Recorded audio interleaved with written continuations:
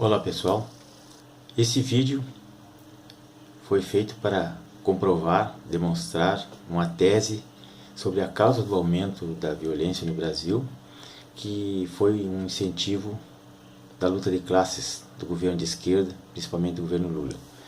Se nós observarmos, a partir de 2003, quando foi implementado o Estatuto do Desarmamento no Brasil, o qual foi objeto de um referendo, onde a população foi consultada se queria ou não o desarmamento. 63% da população disse que não queria o desarmamento. No entanto, o presidente Lula e o seu ex-ministro Márcio Bastos mantiveram incólume o estatuto que está em vigor até hoje. E o que aconteceu nesse meio tempo aí, nesse tempo todo? A violência só aumentou, 250% dos homicídios aumentaram, a violência sempre cresceu e os bandidos não foram desarmados. O cidadão de bem não pode portar uma arma, mas os bandidos continuam armados até os dentes. Então, o governo negou o direito de defesa para o cidadão, não respeitou a vontade popular no referendo e a criminalidade só aumentou, favorecendo a bandidagem. Então, muitos autores escreveram obras, como essa aqui, por exemplo, Mentiram para mim sobre o desarmamento. É um livro que está disponível na internet, de Flávio Quintela e Bene Barbosa. É uma obra muito interessante, completa, feita por dois especialistas na área, que comprovam que o desarmamento não teve nenhuma finalidade, nenhum sentido, a não ser o controle da população e a promoção da luta de classe. Outro fator interessante foi que o pessoal, principalmente o pessoal da esquerda, eles dizem que a violência é motivada pela desigualdade das pessoas. E não é isso. Desigualdade sempre existiu em toda a história do mundo. Tem uma obra aqui que é de Rousseau, uma obra que tem mais de 200 anos, que já comprova isso. Desde lá do tempo da Revolução Francesa existia enorme desigualdade. E nem é por isso não por isso a violência aumentava. Tem outras causas muito mais importantes com relação à desigualdade entre as pessoas, que já nascem desiguais fisicamente e politicamente e principalmente com relação à sua posição social. Não é a desigualdade que gera violência, isso está provado. Outra alegação que eles dizem que a desigualdade social das pessoas é causada pelo capitalismo. Outra inverdade. Sem o capitalismo não haveria empregos, não haveria fábricas, não haveria progresso, não haveria casas, não haveria aviões, carros, não haveria nada, não haveria smartphone, não haveria internet, se não fosse o capitalismo. O capitalismo gera emprego, gera desenvolvimento e fazem as pessoas enriquecerem, as pessoas se especializarem, as pessoas estudarem, as pessoas se alimentarem melhor e viverem melhor, inclusive no aspecto de saúde. Então dizer que o capitalismo é culpado da violência ou da pobreza não é verdade. Esse livro aqui, de Fábio Jean-Biagi, ele explica muito bem toda a história do capitalismo e as benesses que o capitalismo traz, não só para o Brasil, como para o mundo inteiro. Outra falácia também é dizer, a esquerda sempre diz que o bandido merece uma segunda chance e que o bandido precisa ser ressocializado. Bom, aí depende do bandido. Tem bandidos, todos sabem, que são pessoas irrecuperáveis. São pessoas reincidentes, ou serial killers, ou pessoas sociopatas com graves desvios de conduta, que muito dificilmente vão poder retornar ao convívio social. Então a esquerda é contra prisão perpétua, a esquerda é contra a pena de morte, mas existem certas situações, e os países desenvolvidos sempre já fizeram isso, que não há outra alternativa a não ser a pena de morte. Esse livro aqui, Pena de Morte Já, é um livrinho clássico, escrito por um pastor, e ele é muito interessante, porque ele explica todas as situações em que não há outra alternativa a não ser a pena de morte. Alguém pode pensar que um criminoso que matou 10 pessoas, com requintes de crueldade, ele vai se recuperar e vai voltar a viver no convívio social? Ledo engano. Isso é outra falácia da esquerda que não tem sentido, não prospera. Então, ressocialização de bandidos, quem vai ressocializar um chambinha? Alguém vai levá-lo para casa, vai ler poesias de Mário Quintana para ele, ou vai ensiná-lo a ser uma pessoa boa, decente, vai fazê-lo se arrepender? Duvido. Ele sai lá do meio que ele está e vai continuar matando, fazendo horrores com as pessoas. Então é outra falácia. Outro problema que se discute muito, e a esquerda é a primeira a defender, inclusive o presidente Lula cansou de dizer isso na televisão, que prisão não resolve, que prisão não adianta. A prisão ou não prisão está ligada à impunidade. Se o bandido não é preso, é um incentivo à impunidade. E se o bandido estiver preso, ele vai, enquanto estiver lá, ele não vai matar ninguém, não vai assaltar, não vai roubar. Então, o bandido sociopata, ele estando preso, ele evita mortes, ele evita que ele cause danos à sociedade. Agora, quando soltarem ele de novo, ele vai continuar matando, vai continuar roubando, porque ele não sabe fazer outra coisa.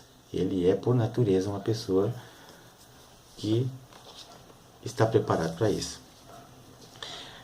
A impunidade aumenta a violência. O que acontece? Os nossos processos são muito demorados, o nosso rito processual é longo e cheio de recursos e de previsões constitucionais, de ampla defesa, princípios que fazem com que os recursos se perpetuem durante anos e anos, se arrastem os processos, até concluir que não há mais presunção de inocência para que seja transitada e julgada uma sentença. Isso pode demorar 10, 15, 20 anos. E até lá o bandido fica solto cometendo novos crimes. E não há como prendê-lo porque a legislação não prevê. Então, o que se aplica? Beccaria escreveu há 200 anos esse livro, dos delitos e das penas, que ele prevê que a sociedade tem que abrir mão de certos privilégios para poder se manter em segurança.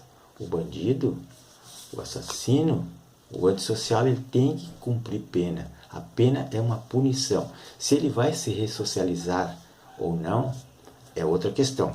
Mas que ele tem que ser punido e ser mantido segregado, longe da sociedade, para pagar a sua pena, para pagar a sua dívida com a sociedade, isso é um fato. Os direitos humanos criticam, mas essa obra é um clássico e não vejo como mudar essa situação, principalmente num país como o nosso. Outra situação bastante interessante é a esquerda tem sempre um motivo para culpar a vítima. Porque a vítima é culpada, a vítima facilitou a ação do ladrão, a vítima foi descuidada, ou a moça andava com a bolsa aberta, ou deixou o carro sem chavear. Não é esse o problema. O problema é um problema cultural. Esse livro de Olavo de Carvalho, entre muitos, o professor Olavo de Carvalho, explica bem o que está por trás disso tudo, dessa luta de classe. A Nova Era e a Revolução Cultural. É um livro disponível na internet, muito esclarecedor, escrito por uma pessoa muito culta e que entende do assunto. Então, quem quiser se aperfeiçoar mais e descobrir por que a culpa sempre da vítima, não é bem assim. Não é verdade. Outra coisa interessante é a respeito dos crimes sexuais. Os crimes sexuais, eles são emblemáticos e o discurso é sempre diferente, é feminista. Porque a cultura do estupro, é a desigualdade social, é a ostentação, é o machismo. As feministas dizem que é o machismo. Não, não é nada disso. Existe uma obra, O Outro Lado do Feminismo, é um livro de duas autoras americanas, Suzanne Venker e a Phillips. Essas duas autoras americanas escreveram um livro sobre o outro lado do feminismo. Então explica o comportamento da mulher, a nova sociedade, as novas culturas, o multiculturalismo, essas coisas atuais, e explica por que a mulher está sendo atualmente mais vulnerável a esses crimes. E também dá uma orientação para como se prevenir desses crimes. Outro aspecto interessante aqui são os direitos humanos. A esquerda sempre culpa a polícia e alega os direitos humanos quando um bandido é preso ou maltratado. Mas quando alguém é assassinado com extrema crueldade, os direitos humanos silenciam. Deixam passar um tempo e logo depois então voltam a dizer que o bandido é vítima da sociedade e que a polícia é truculenta. Não, isso não é verdade. Os direitos humanos, na verdade, eles nasceram foi dentro da própria polícia. Esse livrinho clássico aqui, Direitos Humanos é Coisa de Polícia, é um livrinho antigo de um autor gaúcho, Ricardo Balestreri. Esse livrinho é um clássico e fala sobre os direitos humanos. Encontrar também na internet, todo mundo poderia ler para saber o que é os direitos humanos, como é que ele começou e como ele se aplica na prática. Que, na verdade, os direitos humanos não foi feito para proteger bandidos. Ele foi feito para proteger as pessoas injustiçadas, sejam eles policiais ou sejam eles bandidos.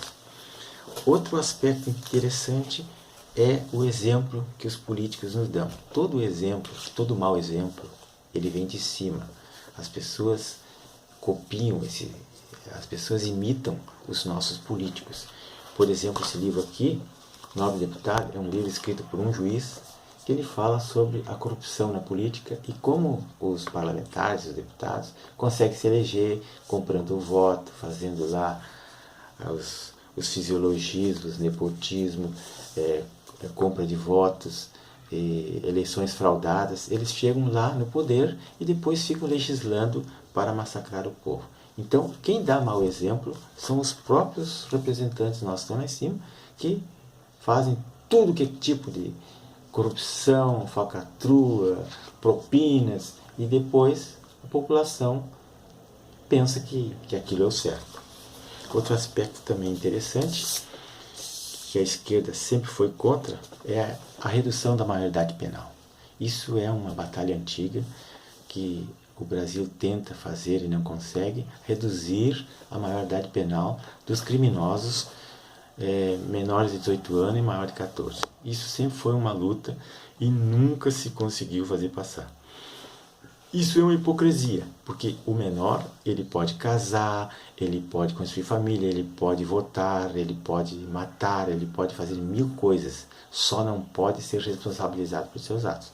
E o menor, em companhia do maior ou não, ele mata, ele estupra, ele vende drogas, ele rouba veículos, mata pessoas, estupra, e não acontece nada. Ele tem uma medida socioeducativa lá, 1 ano, 2 anos, 3 anos, e depois ele volta para a rua mais preparado para cometer crimes. Eu escrevi um livrinho aqui faz algum tempo sobre o casamento. Casar enriquece. Enriquece no sentido de constituir uma família que possa trazer orgulho para os pais, possa trazer filhos bem formados, bem educados, e uma família controlada, uma família normal, sem ser uma família desestruturada, uma família orientada dentro de uma religião, dentro da ética, da moral e dos bons costumes. É bem interessante. E outra coisa muito mais interessante ainda é o básico da violência, é o tráfico de entorpecentes. O narcotráfico no Brasil, ele domina a área penal. E interessante dizer que o tráfico não é uma coisa brasileira. O narcotráfico ele é de fora. O Brasil não produz cocaína. O Brasil não planta maconha. Isso tudo vem de fora, porque as nossas fronteiras foram abertas pela esquerda e nós nos relacionamos com vários países aqui, como Bolívia, Paraguai, Colômbia, Venezuela. Esses países da fronteira que produzem e que têm tráfico de droga, tem as Farc, por exemplo, na Colômbia, que eles são um grupo guerrilheiro, narcotraficantes, que eles se sustentam e eles sobrevivem com a venda de drogas, venda e produção de drogas. Então, eles sempre foram apoiados pelas esquerdas, porque eles também ajudam a financiar, inclusive, campanhas políticas. Isso está muito claro nesta obra aqui, que está na internet, Violência e Narcotráfico, é uma obra bastante completa, que fala sobre o narcotráfico na América Latina e na América do Sul, e o Brasil está no meio. Todas as políticas brasileiras estão envolvidas de uma maneira ou de outra com as nossas fronteiras e com o tráfico de drogas. A droga entra no Brasil via Bolívia, via Paraguai, via a fronteira com Venezuela, enfim, todas as nossas fronteiras. Ela entra no Brasil, o Brasil não é um produtor, o Brasil é um consumidor e um atravessador de toda essa droga. Então, esses pontos que eu falei estão na literatura, estão na internet. A imprensa, a mídia não fala sobre isso. A mídia acha que a violência é culpa dos ricos, é culpa da falta de educação, é culpa disso, culpa daquilo. Mas passaram-se tantos anos à esquerda no poder e nada mudou. Pelo contrário, piorou. Se piorou, é porque nada foi feito para pôr um fim, para terminar com esse sistema, com essa epidemia de violência.